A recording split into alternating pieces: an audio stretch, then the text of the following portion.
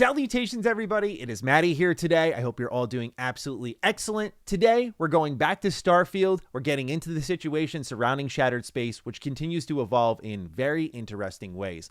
Not only do we have player count details and user/critic reviews that I'd like to spotlight in this video, but most importantly are the recent comments that come from design director Emil Pagliarulo at Bethesda Game Studios. It's there in an interview with Games Radar. He talks about Starfield, Shattered Space, and Bethesda Game Studios themselves, and some answers that I think are completely tone deaf. When I interviewed Todd Howard, we actually talked about criticism that Bethesda Game Studios faces and how I thought sometimes people who don't really play their games have a lot more to say about them, and do they feel like a target is painted on their backs? And I thought Todd gave a really great answer in that Bethesda Game Studios needs to hear the criticism. They should be their own biggest critics. Sure, sometimes you wish people were nicer about it, but ultimately they need that criticism. And based on the replies that Emil Pagliarulo gave in this interview, I feel right now Bethesda Game Studios needs more criticism than ever before if this is the kind of response, the feel in the studio leading into this launch. I'll have much more to say on this, but right now, this response from Emil Pagliarulo highlights a very sad truth about Starfield, Shattered Space, and Bethesda Game Studios. We'll get into it. Ladies and gentlemen, if you're new here and you're into what's going on with Bethesda, you're in the right place. Consider subscribing. Let's start off at the top. What is the community saying? I've already delivered my verdict on Starfield Shattered Space. You can check that out if you want to. It's our last upload. And if you want the too long didn't read, wasn't a big fan of it, has some good ideas, but I think the execution was just low quality bar compared to what I expect from Bethesda Game Studios DLC. And it seems some people really do share that sentiment. Now, a lot of people went out of their way to review bomb Starfield at its launch. There was a lot of console warring surrounding the game, and I'm not going to pretend that doesn't exist here. However, Starfield Shattered Space sits lower than Starfield itself on Steam at a mostly negative rating across 1,300 plus reviews, which I have to say I was surprised by, but it seems it's not only users who are feeling this way, critics are as well. A lot of reviews are starting to roll in since there were no review codes provided ahead of launch. People have started on Monday with their reviews of Shattered Space, and you'll see here most of the reviews are sitting in a 4 to maybe 7 range. But the most interesting one here to me is that Paul Tassi of Forbes gave it a 6.5 out of 10. And what's interesting is that Paul also gave the base game a 9.5 out of 10. Now, I'm not one who treats particular reviewers' opinions as gospel, nor should you ever, in my personal opinion. But what I will say is one thing that's been consistent in my experience with Starfield is that those who really like Starfield are even having trouble loving this DLC. That's not the case for everyone. There's some people who are loving Starfield and they're loving the DLC, and that's okay. And frankly, I wish I was in your boat. But there's a lot of people who did love Starfield who are just not connecting with this DLC. And I think that's speaking to the low quality bar here that I highlighted in my personal review. And it's just really sad to see because, again, it just seemed like a easy win scenario as I described in my review. Now, the other question was, will Shattered Space lead to some sort of comeback for Bethesda Game Studios when it comes to Starfield? Will this be the, if you will, Phantom Liberty moment where it kind of sends the game up the sales charts, sends the game up the player charts? Obviously, if it was really good, really well received, and people were championing it, I think it would have seen that kind of resurgence. But right now, we're looking at Starfield, and today, as I took this screenshot, 14,700 players right now with a 24-hour peak of 17,000, and not too big of a bump, as you can see in the graph below, when it came to the launch of Starfield Shattered Space. Then Fallout 4 is sitting at a 24-hour peak of 14.6K, which I have to admit is a little surprising with the current state of Fallout 4 on PC if you have not rolled it back via a mod and got rid of that next-gen update. Then you have Skyrim Special Edition sitting at 21.4K in the last 24 hours, and Fallout 76 at 10.4K. So Starfield is currently the second leader in all of this, and I think if I know Bethesda Game Studios well, they're probably looking at this not as, how is Starfield doing individually? Oh, 17K players on Steam. Okay, not bad. They're probably looking at it across the entire spectrum of their games. Like, okay, 17K in Starfield. Okay, we have 14 in Fallout 4. We have 21 in Skyrim. We have Fallout 76 at 10 plus K. That's not accounting for consoles. So what they're looking at is, at least on Steam alone, over 50,000 players across a lot of their games, and only one of them is live service. And interestingly, the live service game has the lowest player count, following a resurgence with the Fallout TV show. Now, if you go over to Xbox's most played charts, you'll see that Starfield is sitting behind the likes of Destiny 2, PUBG, Madden 24, MLB The Show 24 at number 26, where it's only just ahead of games like Elden Ring and Fallout 76, as well as Halo Infinite. So it is getting okay play on the Xbox charts, but even as a Game Pass title, even with people who bought the premium upgrade so they would have Shattered Space for free, you have not seen a massive bump in Starfield a few days after the launch of its DLC, which paints, I think, a really sad picture, which is some people are kind of disenfranchised with Starfield. For me, I kept going back to it, but I'll admit it does not have the magic of a Fallout or an Elder Scrolls, where I go back to those games. Like I went back to Skyrim for the Bard's College mod expansion, which came from King Ath Creations, and I got hooked to Skyrim again for a while. Like there is a magic to their games that still exists, but in Starfield, I think it's a little bit harder to get into. But I will say, Shattered Space I have come back to since my review. I put another like 4 hours into it last night, and that's just because I'm coping. Like I'm not gonna lie, like I was just like, no way, I don't like this that much. Let me try again. And yeah, it wasn't hitting for me, and it's really sad, man. There are some decent side quests in there. There are some okay moments, no doubt about it, but it's a big bummer. I'll get into that in just a little bit here, but next up is the comments from design director Emil Pagliarulo. So there's 2 articles that were posted by Games Radar. We're going to go through both of them back to back, and then I'll deliver some thoughts. So the article that caught my eye is titled Starfield Design Lead says the space RPG is, in a lot of ways, the hardest thing Bethesda has ever done, and also the best game we have ever made. Starfield design director Emil Pagliarulo knows the sci-fi RPG isn't, quote, everyone's cup of tea, end quote, but he still reckons it's one of Bethesda's most ambitious projects as well as its best in a lot of ways. We sat down with Pagliarulo ahead of Starfield's first story expansion, Shattered Space, and he explained how Bethesda views its new IP in relation to more established and, let's be real, beloved franchise like the Elder Scrolls and Fallout. He first joked that making Starfield taught him fans really, really, really want Elder Scrolls 6, but then went into a more earnest answer about Starfield's success. I just want to pause there real briefly. I know I said I was going to wait until the end, but I want to pause there real briefly. That I know he's kidding around, but I was talking with a couple of friends the other night, and I was like, imagine if after Fallout 4, Bethesda just went and did Elder Scrolls 6. Like, there is an alternate timeline where they don't do 76, this live service experiment, go through that public PR black eye, and then go into Starfield, which many people were hyped for and kind of underdelivered. Like, there's an alternate reality where Bethesda doesn't set themselves up for potentially another failure in Elder Scrolls 6. By the way, I'm not penning it a failure, but I'm saying, like, the expectations are going to be so high, it's hard to imagine Bethesda already overcoming it with just how long the wait is and how amazing Skyrim is. So there is this alternate reality where they're not their own worst enemy. But let's keep reading here. I just had to get that off my chest. I think in a lot of ways, Starfield is the hardest thing Bethesda has ever done, Pagliarulo says. We pushed ourselves to make something totally different, to just jam it into an Xbox, the biggest, richest space simulation RPG anyone could imagine. That we pulled it off makes Starfield something of a technical marvel. It's also, in a lot of ways, the best game we've ever made. But for us, most importantly, Starfield has its own unique personality and now sits right next to Fallout and Elder Scrolls. Into the next article titled, Any Bethesda developer who has been around since the Horse Armor days knows that by this point, if we understand one thing, it's DLC.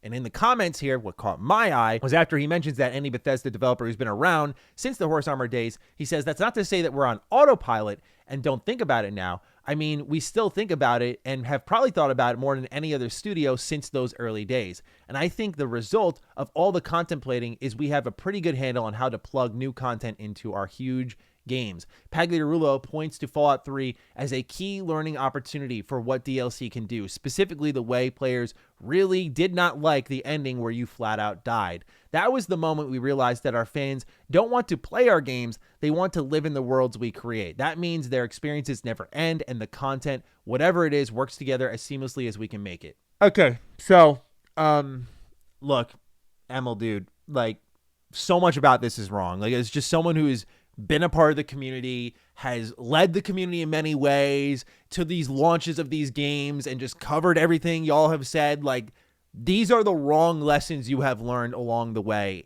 And especially with Fallout 3. Fallout 3, people were upset that you could not continue playing because you'd have to start your save file from scratch if you dared to save during the final mission of the game. So you would have to play from the beginning. That is why people wanted to have the game continue on after the story ends, not to quote, live in the worlds. There's this new thing with Bethesda that I highlighted in my How Skyrim Ruined Bethesda video. And it's there that you see them start talking about the simulation. The game never ends. They want to live in these worlds. No, we want to play your games. And the beauty of any RPG is picking it up year in, year out, and having a new experience each time. Who do I want to be in this world this time? Their games still offer that. I think Starfield has a little bit of that still with the background selections and the weapons you can choose and the ships that you can fly, the sort of mentality you can approach your playthrough with, some of the way you can make choices. Like, I think it supports that, but this whole never-ending thing really began with Skyrim, where they were like, oh, procedural content, right? Like, let's keep doing that. And Fallout 4 carried it another step forward with the settlements, and now we see it here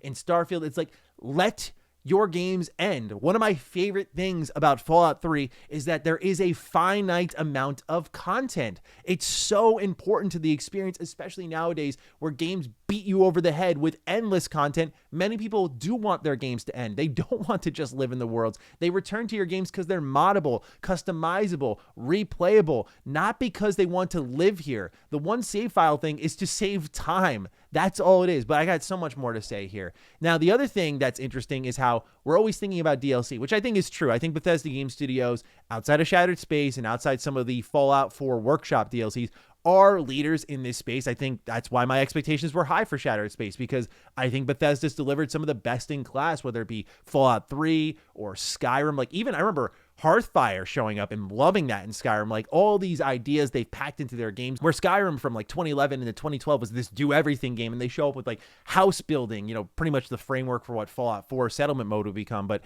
Fallout 4's Far Harbor speaks for itself. I love Nuka World. Like, I think they do amazing DLC, so I totally believe that they're always thinking about it. But now with Starfield Shattered Space, my theory was they might be thinking about it in a different way, and that Shattered Space feels like it was a faction quest line that was supposed to be in the base game, that you would eventually go to Varun Kai, and they just cut it out to polish it up and maybe make it something a little bit bigger surrounding it. And they did do that. But that's why I think the story underwhelmed in the terms of length, because it was likely already most of the way there and they would have had to redo a lot of work. That's my personal read on the situation with how they're thinking about DLC constantly, especially because Shattered Space was announced as like the first story expansion for the game, and you could pre-order if you got the most expensive version. You would also have included with that premium edition Shattered Space, and so a lot of people were already bought in. So you wonder about how much asset and resources Bethesda threw at this thing versus their next DLC where everyone will have to buy it. So you have to wonder about that a little bit. But more importantly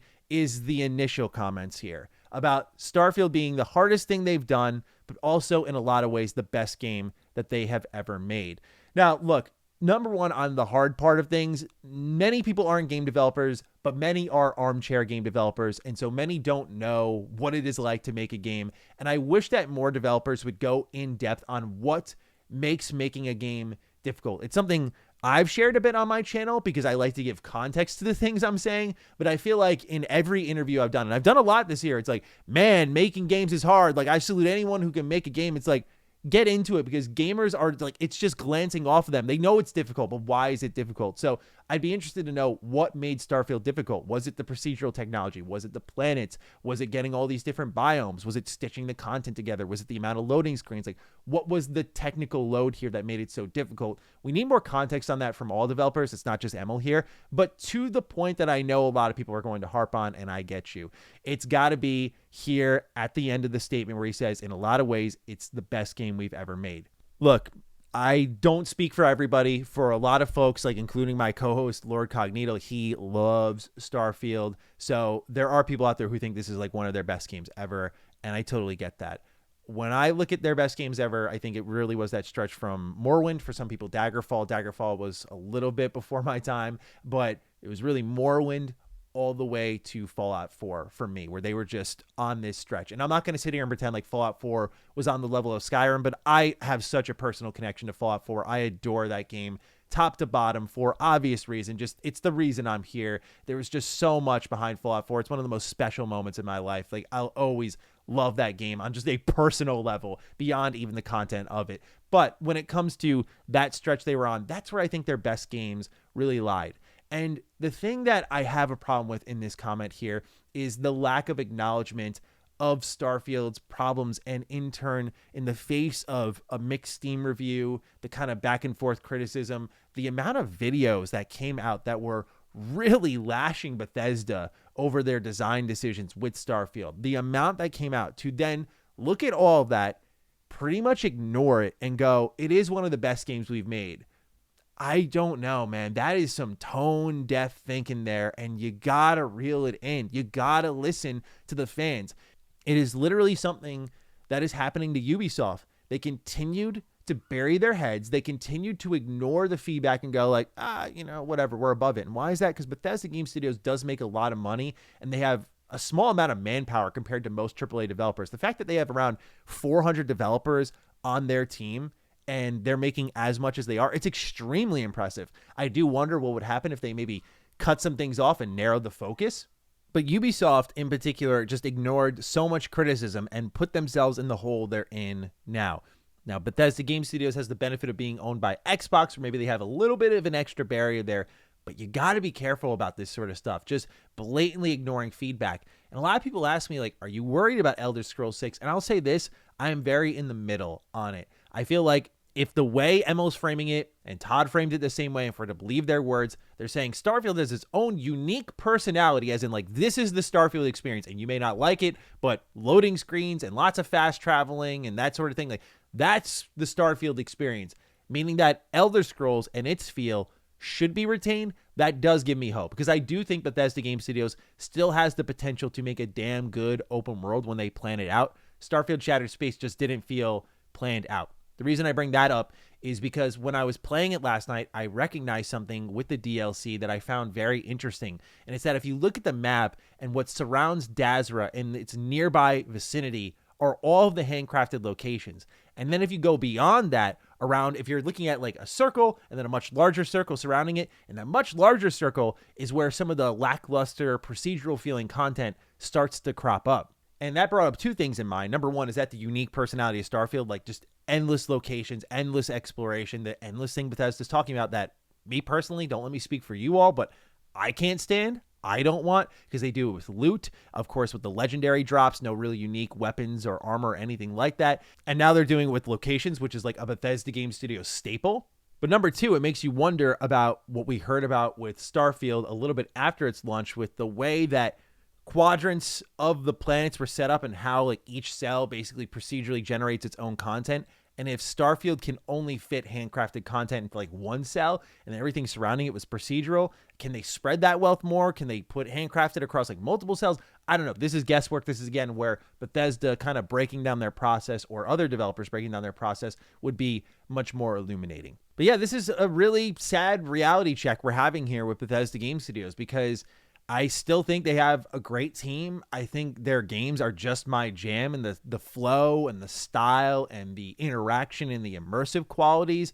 But there is a little bit of like, I'm seeing these comments more and more, and I'm like, you guys got to kind of, for lack of better terms, take your head out of your own ass and smell the roses here, that some people aren't happy and that lessons need to be learned about with Starfield. It's the same thing that happened with Fallout 4. I remember a lot of people were going like, Bethesda, you learned about the voice protagonist in Fallout 4 and how it kind of tied up your dialogue system, right?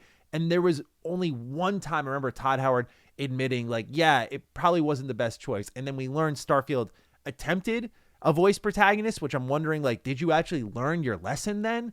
Do they just say things versus what they actually do? I don't know, man. It's frustrating, but I think they need this kind of criticism. They need to listen closely, like, about why fans love their games, which, again, it's not just the whole living in the world. I love that your games are long because you make good worlds, but I don't want to live in them. I like to play them, move on with that experience, and then come back to it like a year or two later, or when the DLC drops, reconnect with what makes your game special. That is the flow that has defined your games for 2 decades and will continue to define it. And with Starfield, you are denying that.